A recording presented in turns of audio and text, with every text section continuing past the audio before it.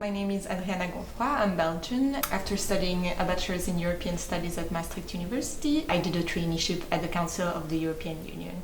I stayed at my traineeship for about 5 months, so my tasks evolved throughout the traineeship.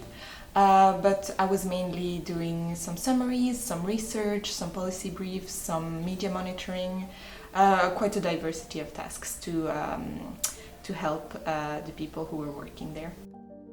I did a quite long traineeship, 5 months, and so I think that when traineeships are that long, you should be paid after a certain point as you start to contribute to the place where you work.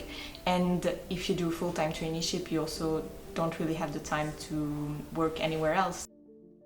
Well, I do think that unpaid positions are not always advertised as unpaid positions.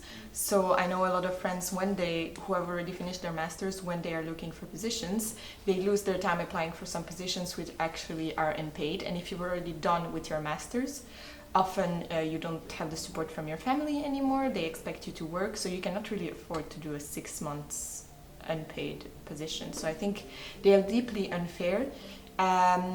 Especially when it comes to positions within the EU institutions, I think it's unfair, and then it depends.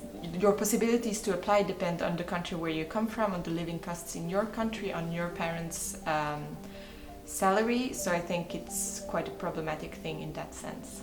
It's quite a difficult point in life to transition from education to work, and it's difficult for students to navigate between side jobs that actually remunerate, such as waitressing positions and such, and unpaid positions where they have to prove that they have the skills to maybe then stay on in that position. I think that definitely it's not fair, and not everyone has the same chance to enter these kind of sectors, which is the most difficult thing to do. Once you've entered, you have some opportunities, you know how things work, but the most difficult thing is entering, and I think that in the international relations and diplomatic sectors, it's extremely difficult and often unpaid. For example, like a big and known example is the United Nations.